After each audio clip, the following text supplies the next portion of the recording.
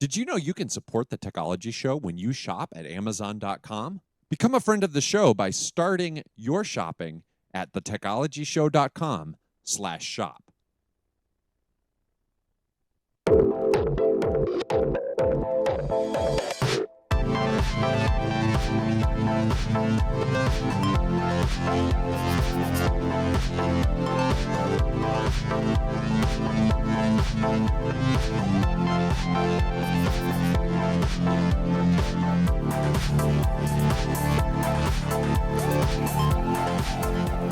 It's Tuesday, February 11th, and live from rural Pickens, South Carolina, the frozen tundra that is upstate South Carolina. I'm Matthew T.G. Now is the time on Sprockets when we dance. I'm Heath Mulligan. And I'm Tony Casey. I can't do anything what Heath just did. Welcome to the Techology Show, a weekly podcast featuring technology, theology, and everything in between. This is episode 235. Yes. So, Tej. Yeah, New did you show check opening. that out, man? Brand spanking new. We've been running with the one that Cody Thomas created for us Right. for years now. Yeah, I think a couple of think years about now. Well, I think more like 3. Yeah. Really, Yeah, it's fascinating to long think time. about. Yeah, we've had that for a long time, and it's served us well, and we're grateful to him for that. But felt like it was time to do a little refresher there. Just whip that up in a couple weeks. Dude, that took some time to work on. And I actually had to start with a template, so it's not all my creation from beginning. I did a lot of customization to it. but, TG, man, we know you did the whole thing by hand. no, so, not yeah. not the whole thing. So, TG referred to this as the frozen tundra. Yeah. So they're predicting for our area like anywhere from 3 to 8 inches of snow tomorrow. It's actually snowing right now, Yes. but it's pretty much melting as it's coming down. Yeah, we're now at my house, you know, we went out and it was the perfect snowball snow. Perfect. Perfect. Snow. We had a great snowball fight, started building a snowman. But the roads were fine. Like from my house to your house. Not one They're bad saying spot. tomorrow's gonna be the treacherous day. You can't find a loaf of bread or eggs or milk anywhere right now. Let me tell you, It's the Southern craze, man. I resisted. We went to Walmart yesterday. I had to go to Walmart twice yesterday. Don't even ask. I too had to be in Walmart, and while I was there, It was like in Black Easley, Friday. the cash registers shut down. Oh no! The whole No. the What, in whole Easley? place. Yes. Yeah, Tim the Jones. whole Yeah. the whole cash Oh, register love it, system love went it. down, Yeah. and there were there were hundreds of people, and man, they were getting frustrated. And it was fun to just stand in line and smile at people, and How you talk to them doing? about their Yeah. day, right, Yeah. and stuff Oh, like that. there Try was- to keep people happy. There was no milk like in Walmart. The entire you either were going to be drinking creamer, buttermilk, or chocolate milk, or soy milk. I still don't get it. It's crazy. But you know what? It doesn't matter if Walmart is out of whatever you need because you can always find what you need at Amazon. At Nice Amazon. segue. And Nice let me tell you, segue. if you go to thetechologyshow.com/shop, not Yeah. only can you get everything you need, but you can help out the Techology Show. And if you use this little link right here, or better yet, you switch to the greatest browser that we know of. That's Google Chrome. And go into the Google Chrome store extension place, wherever you get those stuff, and get the officially licensed free The Techology Show Chrome extension. Install it. Every time you go to Amazon, we get a kickback. That's what you need to like. And this week, someone went out. They heeded our advice, and they bought the purchase of the week this week. A SkyDog web app.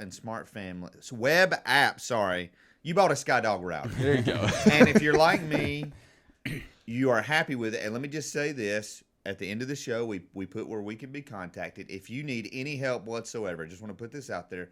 Feel free to contact me. I'll walk you through it.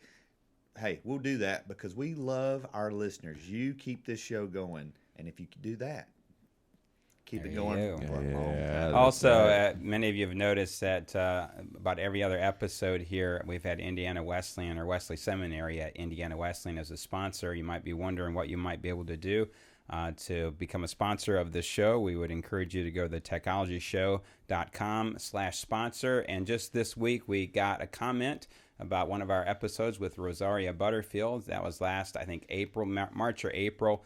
just got a comment this week, and it goes to the point that I've been making, and that is this, that when you sponsor an episode, that sponsorship lives on as long as that's posted on YouTube. And so yeah, again, that was a big episode Yeah. for us last year. Yeah. A couple thousand viewers of that episode. And it was a great episode It was. with Yeah. her. And so just continue to your brain just continues to be there in front of people Right. When you sponsor. And that's exactly right. And so here's the thing, and to just give a little sneak preview. So of They Said It. So we interviewed Rosaria Butterfield about a year ago. Yeah. Well, her name's back in the news, so somebody Googles her name. Guess what they find?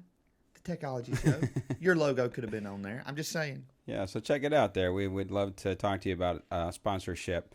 I want to introduce our guest for today. Our guest is Heather Zempel. She is a native Alabamian. Heather Zempel currently leads the discipleship efforts at National Community Church in Washington, D.C., where she oversees small groups, directs leadership development training, and serves on the weekend teaching team. Before coming on staff at National Community Church, she worked, excuse me there, I just moved my mouse and I lost where I was. She worked at as an environmental engineer and as a policy consultant on energy and environment in the United States. She lives on Capitol Hill, where she can be found enjoying theater with her husband Ryan, searching out the best barbecue joints, amen, and nerding out on church history, another amen. Heather is the author of Sacred Roads, Community is Messy and Amazed and Confused, and you can read about her ramblings on small group environments, discipling the next generation, and Heath, here it is, SEC, not ACC, SEC football. Heather, welcome to the show. Being with you guys today. Hey, so being raised in Alabama, do you understand what we're talking about when they forecast snow? What happens in the South? Yeah, well, I understand that in DC too. I mean, we shut down if it's a threat of cold weather. So, whole federal government shuts down for temperature drop. Yeah. So now there's one thing I left out of your bio here. Bayou. There you go. You really are in Louisiana this morning, Tony. That's foreshadowing right there. So you obtained your bachelor's and master's degree in biological engineering from Louisiana State University. So how is it that someone from Alabama is at LSU and is an LSU Tiger fan? Yeah, I definitely had to go through betrayal of my people, and was just glad I wasn't disowned by my family. But what's crazy is LSU is actually closer to Mobile than either Alabama or Auburn were, which was not a factor in my decision, but it was one of the things we realized after I decided to go there. But they had the degree program. There's not many places that had biological engineering at the time, so I went with where they had the degree, and who decided to give me more money. Now, I have a very, very serious question before we get in and talk about your book. So what is, if I were coming toward D.C., where would be the best place to get some barbecue? Because I am a barbecue. Tony and I both barbecue connoisseurs. Great question. It's hard to find good barbecue in this area. Right. But Pork Barrel Barbecue in Delray in the Alexandria area. So it's not D.C. proper, but it's right across the river. In fact, I just flew in from the South last night where I'd had barbecue for lunch, and the first place I went was to Pork Barrel. So if you're in the D.C. area, Pork Barrel Barbecue, it's fantastic. Brisket and pork, fantastic. Ooh, man, makes me hungry. Yeah. All right, Heather, let's jump into this book. And let's just go to its central theme. The title of your book is Community is Messy. In chapter 1, you have this line. I love it. Community is great until you actually experience it. So talk to us about community and about the messiness of it. Yeah, one of the things I always tell our small group leaders is community is great, and then the people show up. It's like the idea of community is something we all like. We like to talk about it. We somehow in the church world we've developed this idea that we know relationships are important, and intentional relationships are a part of the discipleship process. We know we're the body of Christ, we're the family of God, all that. All those metaphors we know, and then we actually experience it. And we realize this thing is difficult. And I think that in the past, I've always thought that community is messy because it's made up of people, and it's people bringing their brokenness and their baggage and dumping it in our living rooms. Sometimes, sometimes that's not metaphorical, it's like literal. Yeah. And I think that in the past, I thought that messiness was a hindrance to community and a hindrance to spiritual growth. And so messiness was something I tried to minimize because I thought that was a bad thing. And then I got to the point where I realized, okay, this is just the reality of life together with others. And so then I'm like, okay, well, maybe I can't minimize messiness, but I'm going to manage it. I'm just going to try to manage that, keep it in a place that's appropriate. And then over time, I realized, you know what, maybe messiness isn't the thing to be avoided in community, but messiness is the very thing that we need to catalyze our spiritual growth. Yeah. And so maybe it's not about minimizing it or managing it. It's actually about leveraging it, just recognizing that mess is going to happen. So how can we use that to take us to the next level in our spiritual growth and our relational growth? Wow. Yeah, let me real quick, just a follow up here. Or Heather, this is just kind of off the cuff here, but so why I think that your initial reaction to messiness is a reaction that most of us have. Well, why do you think that initially we want to try to minimize the messiness? Because I would say anecdotally, in ministry we begin to figure out that we can't. Right. I mean, why do you think we initially think that we need to? Yeah, I think it's a tension that especially in ministry where we realize that we live in the land of the now and not yet. We are sanctified and we're being sanctified. We know that we're created in the image of God, and we know that we were created with a need, the capacity, the desire for community. But we've forgotten also that after Eden, we live in the brokenness and the tension of that. And what's amazing about God is able to get in and to work in the midst of that brokenness to bring about hope and redemption. He'll actually use the messiness that was the result of the to create in us the people that he's calling us to be. And so I think we come into it with kind of an awareness of knowing that something is not right in the world, and a longing that it be back to that place that God intended it and created it to be.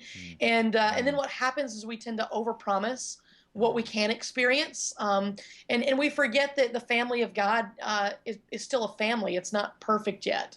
It's like any other family with plenty of dysfunction, and also that God is a God of diversity.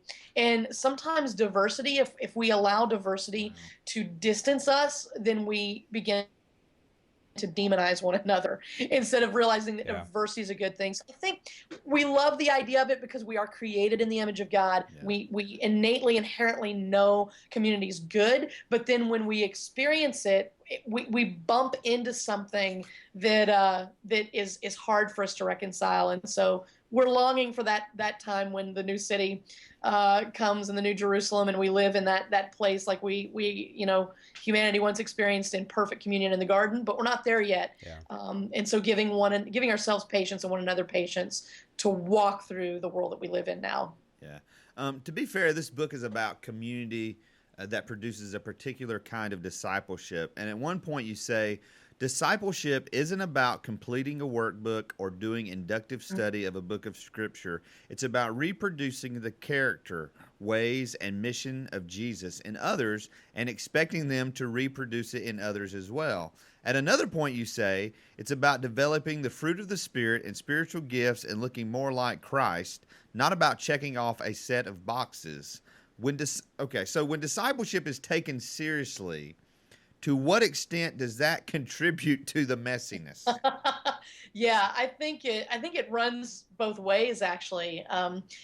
My heart and my passion is just making disciples. When Jesus left his last command with the disciples, it wasn't go write books, it wasn't go preach sermons, it wasn't go build church buildings, it was go make disciples. Yeah. And I really believe if we miss that in our generation, we've missed the entire call of God on us. And so that's my heartbeat. I don't believe in community just for community's sake.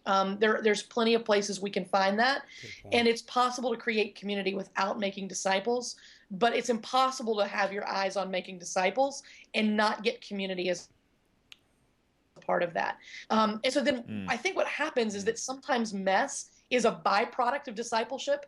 In other words, somebody makes a decision that they want to grow in their faith, and they take a step to change the way they live, to change the way they relate to other people. Maybe a big moment of this is when a person steps up and confesses sin. Yeah.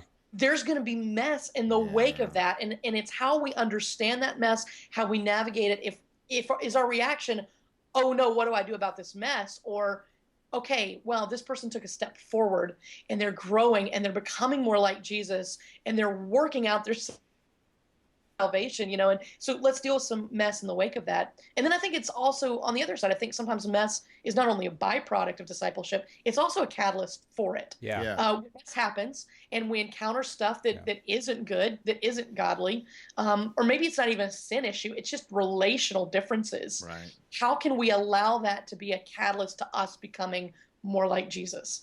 When we're a thinker and we bump up against a feeler and we're going through the book of Romans together, instead of like getting always frustrated with that other person for seeing things differently, what if that informs the way that we read it ourselves and we become more complete mind of Christ people as a result of it? Sure. Well, and I think a lot of times, you just said messiness can be a catalyst for discipleship, but so many times in the church, when the messiness starts to happen, it's almost like we're so afraid of it.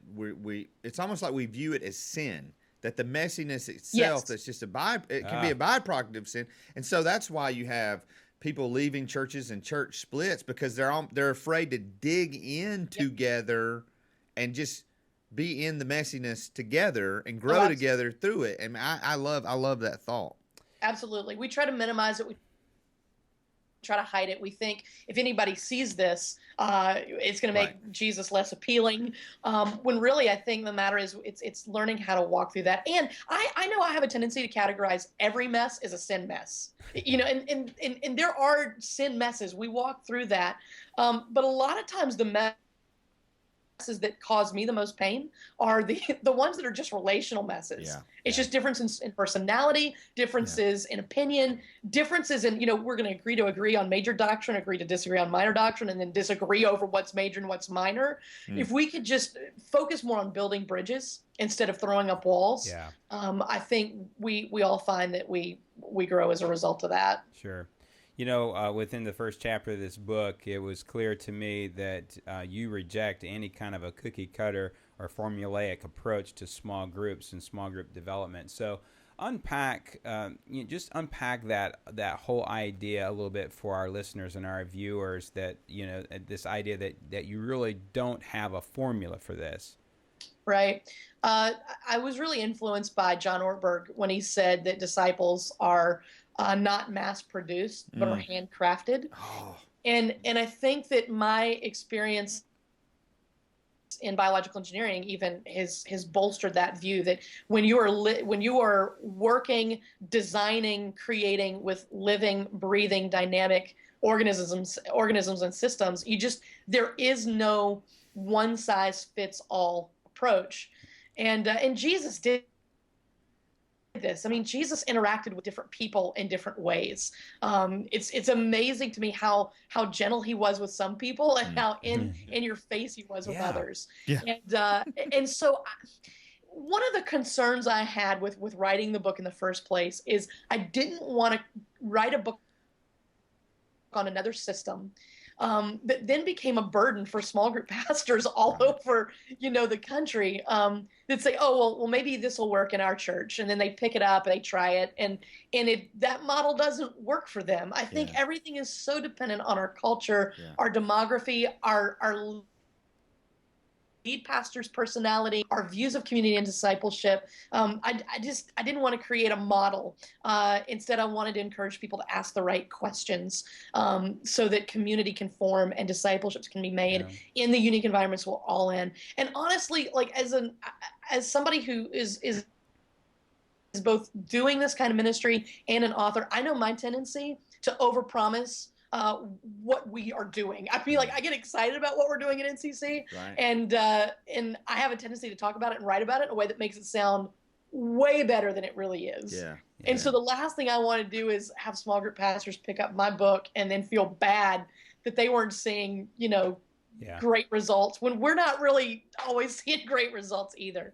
Yeah. I just want to be honest about Sure. what it looks like. Sure, and I appreciate that honesty. Now, let me say this: I would say to our listeners and viewers, one of the things, while you don't have a formula, you a moment ago mentioned questions, and you do a wonderful job of that in the book. Of what questions should we be asking that gets to those demographic issues and cultural issues around you. So I just wanted to throw that in because I think that's one of the strengths of the book.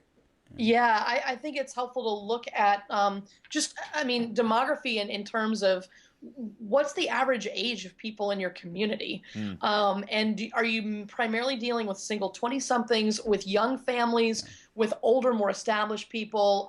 What does the range of that look like in the context of your church? If you're multi-site, or if you're meeting in rented facilities, or if you're in kind of more a traditional environment, that affects how you view community and disciple, not how you view community and discipleship, but how you create environments around that in your unique environment. What's the rhythm of your community? Yeah. I think that's a big one. I think every community has a unique rhythm to it. In DC, our calendar is really driven by the fact that we're in DC, and so we've got a lot of people that work in politics, and we have a lot of students. And so there's a natural rhythm to our year, and we can harness that rhythm. 3 times a year, we do a semester system to promote groups, encourage people into group life, and we can use the momentum of that rhythm. So that's another thing. I don't think that I know a lot of times we try to fight with the culture, like, well, how do we help people get involved in small groups over getting their kids involved in, soccer practice? Well, is there a way you can merge those creatively? Looking at ways that your community is already involved in experiencing community and leveraging that for discipleship, for spiritual growth, and with a little intentionality, I think that you can do that. So, there's just, I think it's about asking the right questions as opposed to grabbing another model that another church is using and trying to force fit that into your own unique culture. Right, right. Heather, you could almost take chapter 3 out of your book and do a standalone pamphlet with it for people in ministry. The title of the chapter is Lead Yourself Well. So talk about some of the core ideas from that chapter. Yeah, at some point, I really want to write a book on how to follow well. Because there are so many books on leadership, and that's important, and we need that kind of teaching in the church. But really, the most important thing that we need to do as leaders is to lead our own selves well. And I think part of that involves knowing how to follow well. And so I focus on that a good bit in that chapter. But I haven't written that book yet because probably nobody wants to read a book on how to follow well from somebody they've never heard of. But maybe at some point I can do that. There's 2 times in the letters to the Corinthians that Paul says, imitate me as I imitate Christ. And I always thought that was kind of curious. Like, why don't you just tell the people, imitate Christ? But I think Paul recognized that the same thing that we all feel, that we need that flesh and blood role model in front of us. And so when we're leading a group, we're basically saying, imitate me as I imitate Christ. And on one hand, that makes leadership a lot easier because we realize that leading a small group, it's not about having all the right answers. Right. It's not about having a certain level of theological training. It's just inviting people into a place where you say, hey, here's my life. I'm going to live it in front of you. Follow me as I follow Christ. But then on the other hand, what makes that scary is you're saying, imitate me as I imitate Christ, and I don't know on any given day how much I want people imitating me. But I think if we're going to ask people to follow us, we've got to make sure that we're leaders following. And so I think that begins with making sure we're following Jesus well, that we're practicing the spiritual disciplines that are helping us grow in our faith, that we're ensuring we've got people around us that we are learning from, that we're listening to the right people, we're reading the right books, that we're taking good notes. The quote has been attributed to a lot of people, but Benjamin Franklin is one of them, that the shortest pencil is longer than the longest memory. Are we capturing the things that are being taught to us so that we can pass those on to others also? Are we doing little things like they're the big things, not making a big deal about it? I just think it's about our spiritual growth. It's about our character. I think who we're becoming is much more important than what we're doing.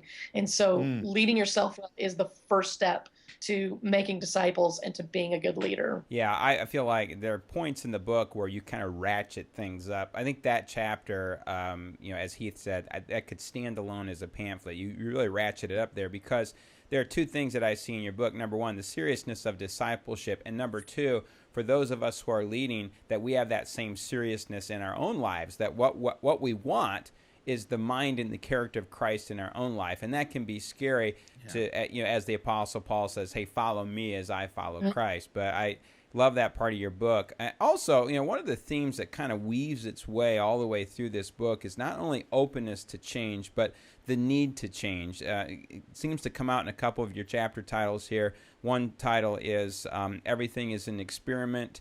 Another one, systems are made to be destroyed. That makes us nervous. Spend some time talking about where we need to be fluid and where we need to be unyielding, because that is a tightrope. Yeah, absolutely. It seems to me that Jesus had an unwavering devotion to community, to discipleship, and to mission. And those three things were interwoven for him. And so for me, those are the non-negotiables. In both my life personally and the work that I do, relationship, discipleship, being on mission together is really what it's all about. That's the goal. Everything else is the framework that we put around that to get to those goals. And so for me, the mission is what's critical. The framework that you put around that can change and probably should change over time. I think, again, going back to culture, our history, our own unique experiences, the way that we're uniquely wired is gonna change the way that we approach some of this stuff. I really feel like every generation has incarnated the gospel in new ways. We have a saying around here at NCC that there are ways of doing church no one has thought of before. Yeah. And I think this goes all the way back to Acts 15, when the early church had to deal with, we have had as Jewish people a particular way of experiencing life together with God in the temple and the synagogue. And now we've got people who are coming in from Gentile backgrounds. They're from the Greek marketplace. Does their experience as the people of God and as the community of God have to look like ours, or can it look different? And so I think every generation has wrestled with that question. How do we incarnate the gospel in our unique generation and our unique place and time of history? The church looked very different in Jerusalem than it did in Athens, than it did in Corinth. And I think the same is true with us today. And so I think there are lots of different kinds of churches because there's lots of different kinds of people. So we need to give each other the grace and the encouragement and freedom to be different and to try new things and to do things in different ways. But then even within our own context, we're constantly re-asking the question, is what we're doing working? Is this the right thing at the right time? And so about every couple of years, I'll come to my team and say, do we keep doing small groups? And we will have a honest, gut level conversation about whether or not small groups, at least in the way that we're currently doing them, are still building community, creating community, and making disciples. And every time we've had that conversation, the answer has still come back to yes. But almost every time we have it, the answer then is on the other side of that is yes, but we need to do something different.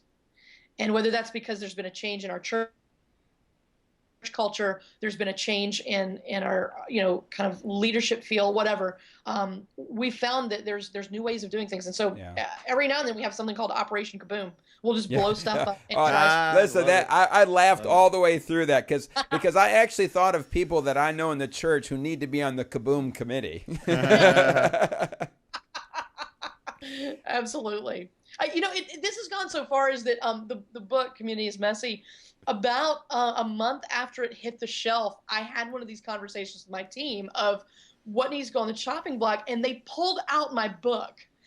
And I'm kidding. They began to rip pages out of it. Like this thing is just on the shelf for like a month. So fresh, and they're ripping pages out of my book and talking about things that I don't think this works anymore, and that's a good thing. I mean, it's good, it's healthy for me as a leader, and I think every leader needs to have the ability to put, our stuff on the chopping block. It's not easy. I mean, there were times I wanted to tell them to just leave my office and they could go find another department to work in.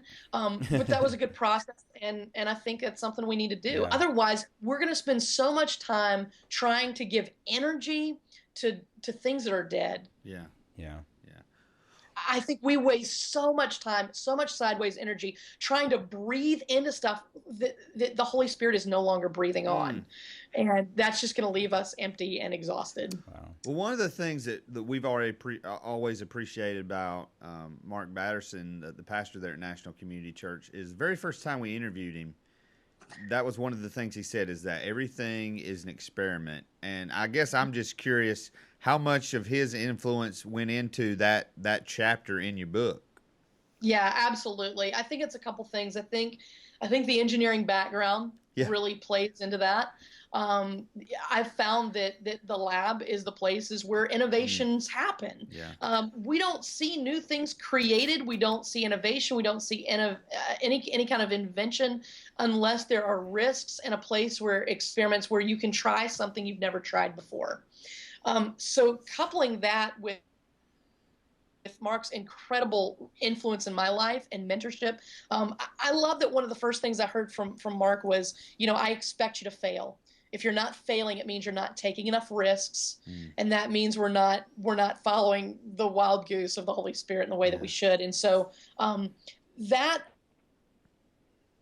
his influence, I mean, that everything's an experiment. We have a lot of core values, a lot of sayings around NCC, and that's the one that's probably the most a part of our culture. We approach everything that way. And some people have a bit of a problem with that word. And when we say everything's an experiment, we don't necessarily mean it in the sense of, oh, maybe it'll work, maybe it won't. Like, it's more about we want to put our faith in practice. And we want to see what is the Holy Spirit going to breathe on. And so many of our experiments, all of our experiments are birthed in prayer. And it's not like we're just shooting from the hip and just trying stuff without a sense of intentionality. But really appreciate Mark's leadership on that because he set the bar for us. Yeah. You see hospitality playing a central role in disciple making. Define what you mean when you use that term and talk about what that's actually looked like in your own home. Absolutely. Well, let me share a story that I think helps frame it a little bit.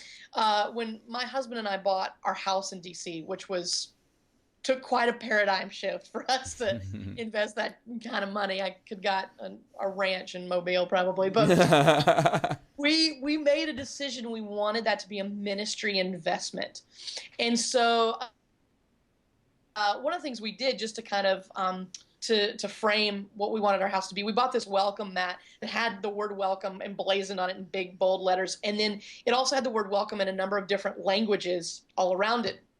And we came home one day and stepped across the threshold of our house. And Ryan, my husband, noted that the word welcome had completely been faded off of the welcome mat. Like it had just been completely rubbed off. It was gone.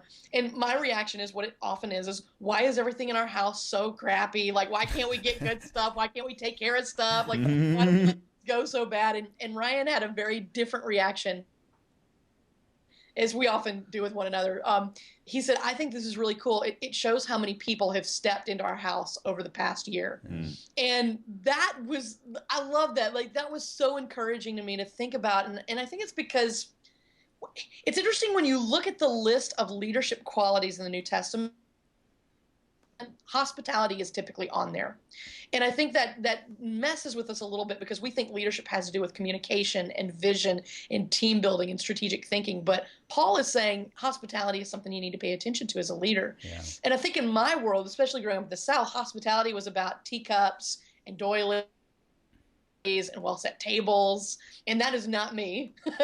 And so I wrestled with that a little bit until I started looking at hospitality in the culture of the Old Testament and the culture of biblical times and the stories of hospitality we see in Scripture. And every time it's really about inviting people in to safe places in order to encounter a dangerous message. And I think at its core, that's what hospitality is about, is creating a safe place for people to encounter Jesus. And so I've found that, I love small groups and I love doing the job that I do on the team, but I would say the most powerful powerful discipleship experiences that I'm having in my own personal life are happening on my front porch, at my kitchen table, and in my living room. And this might sound not very holy, but when I say that we bought a karaoke machine as a ministry investment, we absolutely did. I mean, that we felt like that's going to be a place where we can invite people in, have fun, build relationships, and eventually that leads to conversation that is transformational. Yeah, this is another point. I think that where your book is strong. I said to you in the pre-show as we were talking that for me personally, it was a point of conviction. And I think it's not only your book and what you have to say about hospitality, but it kind of comes on the heels of reading. We had Lois de Verberg on 2 or 3 weeks ago. She's the author of Sitting at the Feet of Rabbi Jesus. And she, too, challenges our notions of what hospitality is. And she does it in, the context of the Middle East and what it means to be hospitable to people in a very inhospitable land. Right. And so I just want to say to, our listeners and viewers that I think it's a strength of the book. And, maybe I react to it because I'm a certain personality type and I needed to hear it. So for those that have my, unfortunately, my personal leanings in terms of personality may find themselves chafed at that book or that part of the book, but chafed in a good way. Yeah, it's hard.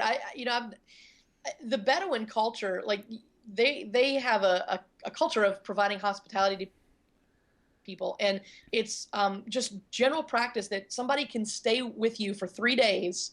And they don't have to give you any information. You don't have to ask their name. You don't have to ask what they're doing. That's just a part of their culture. And I found with me, I like to be picky about who I show hospitality to and what I show hospitality with. Yeah. Like when you start eating the food that I want, when you start eating my leftovers of pork barrel, like I don't want to be hospitable with that. Right. So, it's a discipleship experience. It changes me. I mean, I talk about a lot in the book about hospitality, creating an environment where others can be discipled, but it's changing me to live in that space. Very good. Yeah, very good. Well, listen, Heather, this has been such a joy to have you on the show. And listen, we promise you, if you ever get to Pickens, South Carolina, we're taking you out for barbecue. That's exactly right. Let's do it. I'm there. We'll go to one of the local joints here, and we'll treat you well. Thank you so much for taking time out. I know our viewers and listeners don't know. You and I had an email string over the last 3-4 days, and I always try to work out a test call. It became clear that there just wasn't time to do it, and so we appreciate you. Give us a very valuable thing when you give us your time. Oh, thanks for having me. I love it. It's great. All right. Hey, blessings on you. Go Gamecocks. We'll see you. Bye-bye. Again, her book is Community is Messy. Just really recommend that. Especially, I think that if you're starting at ground level with small groups, probably from a practical point of view, the best part of the book is going to be what questions should I be asking? Right. Which she's going to get into culture, demographics, going to have you asking those questions. Also, too, it's interesting. We've had Mark on before, and Mark said that Heather would be great in an interview, and she certainly was. Yeah. Yes, he was. This whole thing of, you think of 30s, 20-somethings, even teenagers, and I look at the world that they live in, and they live in worlds of constant change. Right. So the rate of change is so fast now, and part of me still is, when you work with senior citizens, I had an exchange this week with someone, and it was just over computer stuff, and just the absolute, and I don't mean this in a negative way, the illiteracy to like, oh, I don't even, do what now? Yeah. Right. Do I right click or left click? Yeah. And then you watch someone like my 15-year-old where right clicking and left clicking is intuitive. It is just, it's not a thought process. Right. Your brain doesn't even have to. Yeah. I think the thing, the thing she said that, literally as we're sitting here in this studio, that it just pricked my heart and my soul, and just I felt, it's not the first time I felt conviction in this room, but when she said, start playing Just As I Am, Matthew. I think I can bring Heath to the altar right now. So won't you come? But was when she said, if you're not failing, you're doing something wrong. Yeah, well, And I know in my own life, especially in this realm of trying to make disciples and building community, that what am I I'm just thinking, am I playing it safe? And it certainly sounds like they're not playing it safe at NCC. Can I say this, though? Now, let's be fair. She's in an environment where that's coming right from the pastor, where the pastor is saying, if you're not failing, then you're not trying things that we need to be trying here. So they have cultivated that. And as a culture, right? As a culture, come on now. How many of our small traditional churches, it's the opposite culture? Do not fail. If you do one thing that doesn't work, boom. Exactly. Yeah. You ain't going to get a second chance, so it better work the first time out the gate. Now, I may be exaggerating some, but that's the nature of the beast. And I guess this is what I'm saying. I envy at least that she is in an environment where change is understood as a constant, and we're just going to have to go with the flow. Right. And yet you have two generations in this country that are still alive where they don't want change. Yeah. All right. So I don't want to go too far off the track. So let's talk about our denomination.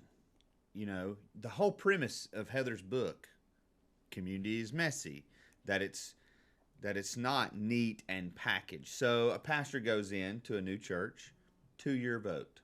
He's got 2 years. Mm-hmm. Well, in 2 years, you can't even begin to see the true.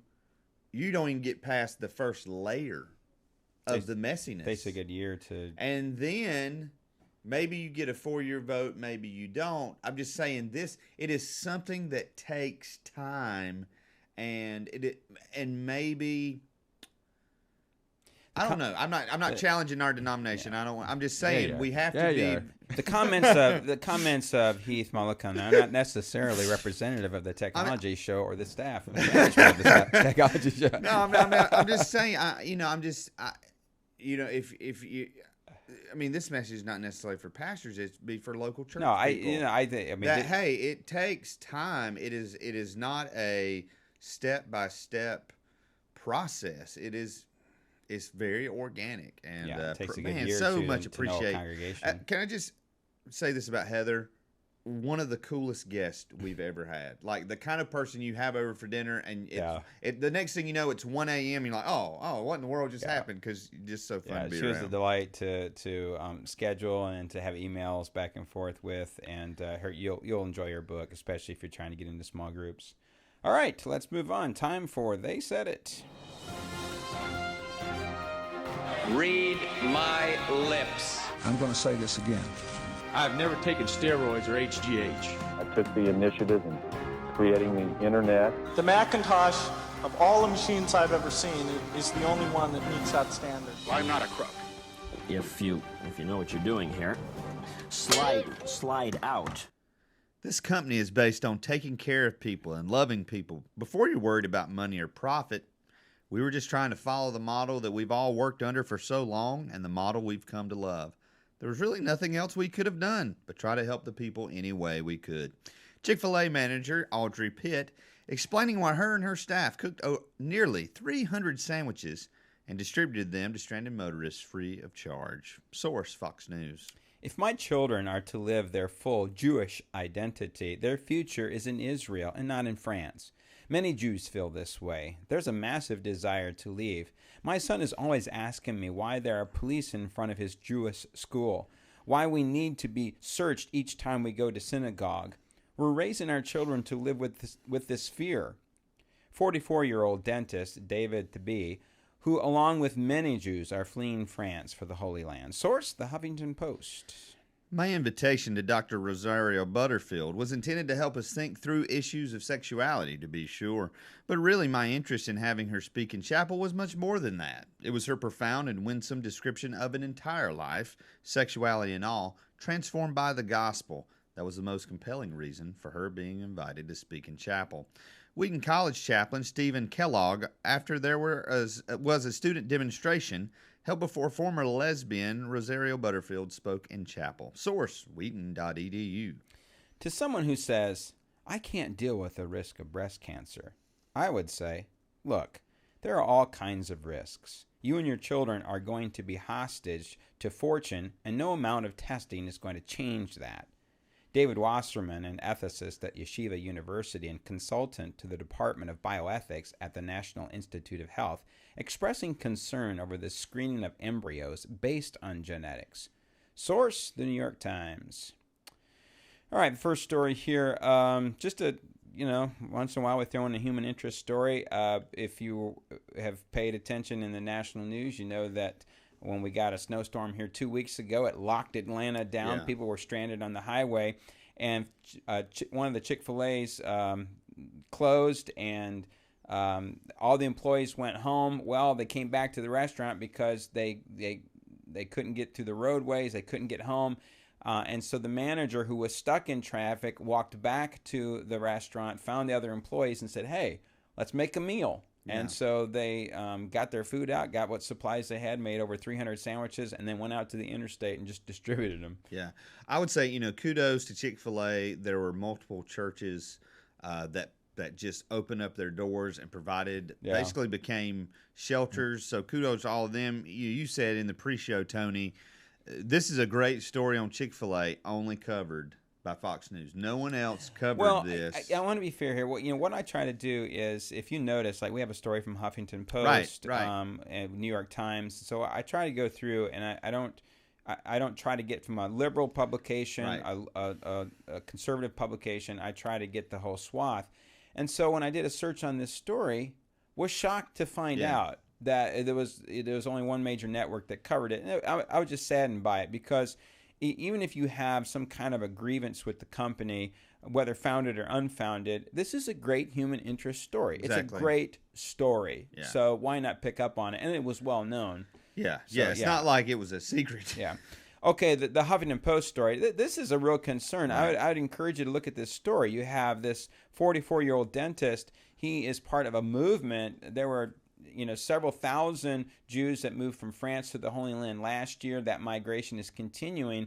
And one of the things that that David is citing is persecution. So, let me put it this way. Anti-Semitism that he says is rising.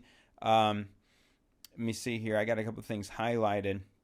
He has here, this is a quote from him. He said, once we had 1 million French on the streets against anti-Semitism. Now we have 3 million on Facebook and Twitter who are supporting, and I'm not even going to pronounce this. It's a cartoon that's online, but in it there's a lot of anti-Jewish discourse, and so there is, a considerable migration of Jews moving out of France because of anti-Semitism, and what they're saying is that much of this is coming from the Muslim community. Right. I guess I'm curious because I know is it a better situation in the Holy Land? You always hear about. I guess there's certain pockets of the Holy Land that don't see violence and tension.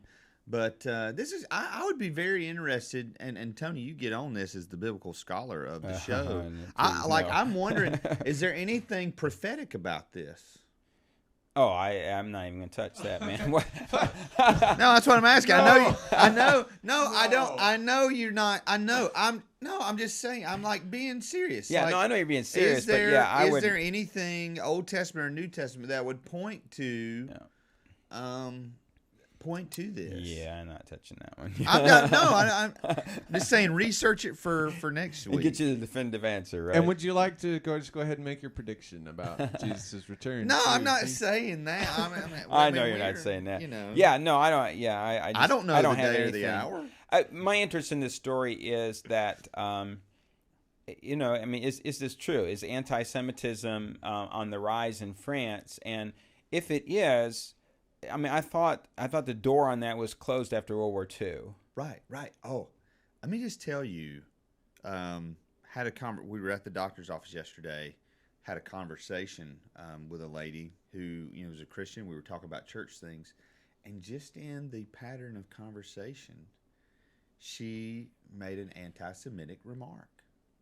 Really? And it pinged me, and I'm like, oh, man, you do realize Jesus was Jewish, correct? But I didn't say anything. Yeah. But Yeah, just the fact that here's somebody, her entire conversation was Christ filled, very encouraging. Was a good it was a good good conversation. And then it's just like boom, out of nowhere. It's like what in the world? And I know, and that was just shocking to me because Oconee County, not a lot of blatant anti-Semitism, but well, it's a story that we will link you up with. Check it out. The Rosaria story. So this is one that you sent me. Wheaton, actually, this comes from Wheaton College. So they published the story. We talked about having Rosaria Butterfield on our show back in March, April. And her story is about her conversion. She was lived a lesbian lifestyle for many years, was a professor of feminist studies at Syracuse University, and talks about her conversion to Christianity. She left the lesbian lifestyle. She is now married, adopted children, and but what you have here is she was coming as a chapel speaker. There were students, I understand Wheaton students, that were demonstrating. They were. I want to say this. They were clear to say it wasn't a protest. Yeah, it was peaceful. Yes, right. And that it was a demonstration, and their demonstration, they said the message they want to send is that we're all loved by God. This is not a protest. Rosaria's story is valid. Now get this. And one of the students said this. So I picked this story out for this one line. Right. Rosaria's story is valid. Mine is too. Yeah. We talk about postmodernism. The relativism. Yeah. So I mean, I don't want to get in the real deep stuff here, but postmodernism says there's no meta narrative. A meta narrative is a all-encompassing story that explains all of our stories. Yeah. And in postmodernism, there is no meta narrative, and my story is as valid as Heath's story over here is as valid as Matthew's, and we're not going to talk about concrete truth. Right. We're just going to talk about our valid experiences. Yeah. My truth. Right. And right. And this is something that within the church we have to wrestle with. And the reason we have to wrestle with it is because in Orthodox Christianity, we believe there's objective truth. That we find that in the scriptures, that we can even find truth in the universe. From especially a scientific point of view. So that one statement just jumped out at me. Rosaria's story is valid. Mine is too. Yeah, I'm trying to get this. And the thing, I mean, everyone's they weren't trying to be philosophical, I don't guess, but if you follow this out, every story is valid. Well, then what does that do with the whole ethical realm of life itself? Yeah, the moral. The moral life. I was trying, their primary form of protest was demonstration. They just made posters, and I was trying to click on this picture and see the different posters and just kind of see, whatever. And I don't know, this is what I really respect is we got this story from Wheaton. Yeah, Wheaton did not try to cover this up. They said, that was what was cool about it. Is they said, hey, this is how we're wrestling with all this on our campus. Yeah. And I love that the chaplain didn't back away from, hey, we did this. He didn't apologize for having Rosaria Butterfield. His explanation is exactly why we had her on this show, because it's a fascinating story, a fascinating journey. And she never had the thought that she was anything but lesbian. Yeah. And her whole journey is how she walked away from that. Right. And it's a fascinating story. And she's been under a lot of attack from Christians. Yeah. From a certain side of the Christian church. So. All right, a final story here. If you want to read something scary, just read this one. It's about genetics, and they talk about a couple where I believe it was the wife who was a carrier of a particular gene which carried a disease, and so her and her husband went ahead and had embryos fertilized in vitro, and had them tested, and they were able to say, okay, these embryos have the gene, these embryos don't. They destroyed the embryos that have the gene and then implanted her with the embryos that don't. And so this is what David Wasserman is reacting to, and his concern that, we're just taking these embryos. And if, within the evangelical movement, we have, and Catholic Church as well, conception, life begins at conception. If that's the case, if we stand by that, then we have a huge moral dilemma when these embryos are just simply being destroyed. Yeah, this story really hits home for me. As a lot of our listeners know, or you may not know, my wife has Huntington's disease. This is a disease that's genetic, passed on from a parent that has Huntington's disease. And if a parent has the gene for Huntington's disease, all the children have a 50% chance. So 11, 12 years ago, my wife got tested. We had made the decision, hey, if you test positive, we're not going to have kids of our own. And then we start thinking, we could get these embryos, and they can test these embryos to see if they've got Huntington's disease, and we could pick one that doesn't. I'm telling you, this story became very personal. Yeah, very personal to me. We ended up, our decision through prayer and just God moving in our lives, we decided to have kids, and now we've got 3 kids, and I cannot imagine my life without these 3 kids. They're here at your house today. They actually wanted to be on the show, but I think about that. A little bit of their dad in them. But you know what I'm saying? I'm saying, this is a slippery. Yeah. Well, David. Slippery Wasserman slope. says, how far are we going to carry this? Yeah. You cannot plan for every eventuality. And why are we taking this technology and we're doing this? Why are we doing this? And this is where I say that our science has outstripped our ethics. It's way ahead of us on our ethics. We're getting very close to what the Nazis were doing. The eugenics project. Very close. Yeah. What's to stop you? Okay, we see the DNA, especially with scientific advancements.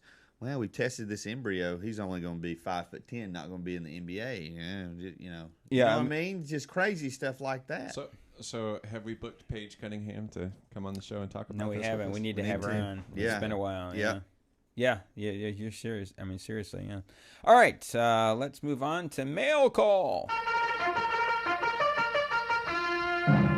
Mail call. All right, had a great response this past week from Christian Remington.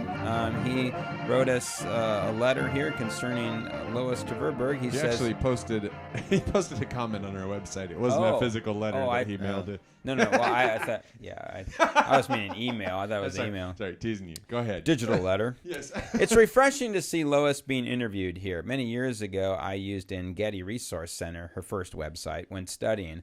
I was introduced to the Judaic perspective of biblical studies in 1989. Since then, it's been a wonderful journey through Scripture that I would have never guessed that I'd be a part of. The Bible has certainly become more alive prior to 1989. It has now been over 20 years that I've studied in this manner, and there still remains a treasure trove of wisdom and learning. I'm truly grateful for persons such as Lois Tverberg, Dr. Roy Blizzard, Dwight Pryor, David Biven, and many more who gently and artfully introduced me to further studies. So, Christian, thanks so much, Christian. And if you want to mail us a letter, where can they do that? You can just drop it in your local post office and mail that letter to P.O. Box. That's it. I quit. You guys are on your own now. All right. Hey, if you're not making mistakes, tell me we're not trying. That's what Heather said. That's what he caught on to. So. That's very good. All right.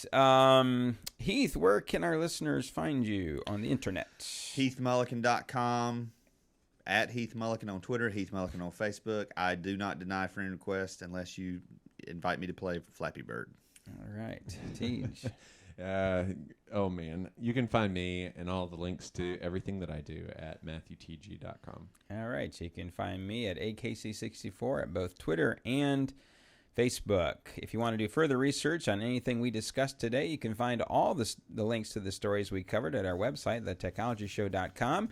If you want to contact us, send your emails to thetechnologyshow@gmail.com, or better yet, why don't you pick up the phone and call us at 3049 Theology. Leave us a voicemail. We may even play your comments on the air. As always, thanks for joining us. Goodbye, everybody. Goodbye. We're going to ride to Buffalo. Bet you are. I want to get That's what my kids say. I want to get my video of that. There to Buffalo. So you go out there and approach that buffalo. All right, so next week I will be. Oh.